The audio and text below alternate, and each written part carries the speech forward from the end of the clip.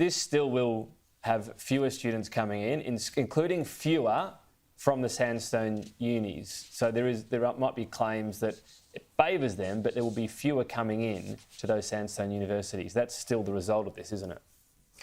Well, no, that's not correct, Tom, because if you look at the 2019 numbers, so the pre-COVID numbers, and look at the cap that the government tried to put in place, the numbers for the sandstone universities are up 12%, but dramatically down for the regionals.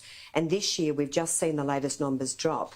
Just over 5,000 student visas were processed for regional universities, and that's a dramatic drop from 2019, 72%. So the government has hit the regional unis very hard, which of course causes enormous economic harm to regional communities, and it's still going to effectively implement this soft cap, which is open slather, and that supports the sandstone universities because their cap for next year was 60,000. And the regional unis only had a cap of some 14,000. So this is all about why didn't you put up an alternative the big plan? End of town, the elite university.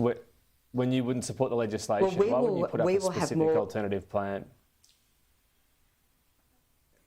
That's exactly what we will be doing. We will be announcing a much tougher cap in due course, Tom.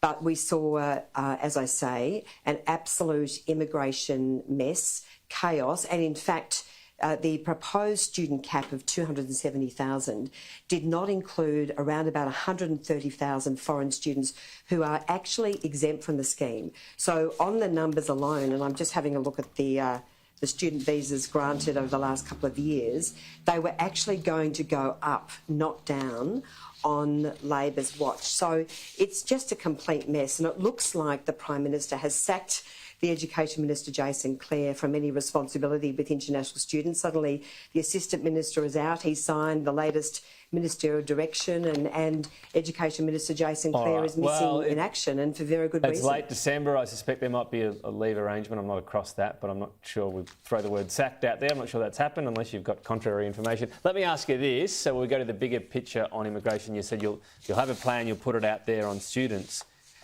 Peter Dutton did have a plan on net migration for 160,000, a cap on that, but he's no longer saying that will be his number. Why not? What's changed there? Well, Tom, Peter Dutton announced in the budget reply last year a 25% reduction in permanent migration from 185,000 to 140,000 for year 1 and 2, and then that would increase to 150,000 in year 3 and 160,000 in year 4.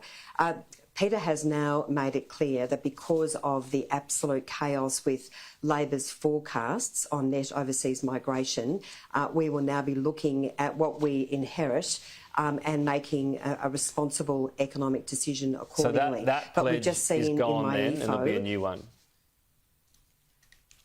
I'm just making it clear what Peter Dutton has actually said. So we've now seen net overseas migration blow out by another 80,000 migrants.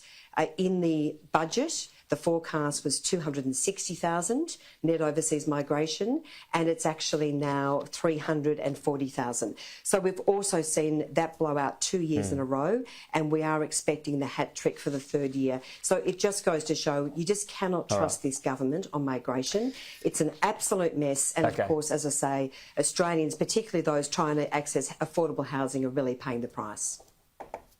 Got to leave it there for today, and won't speak to you again this year. So enjoy your break. We'll talk next year. Fantastic. Thanks, Tom, and Merry Christmas to you.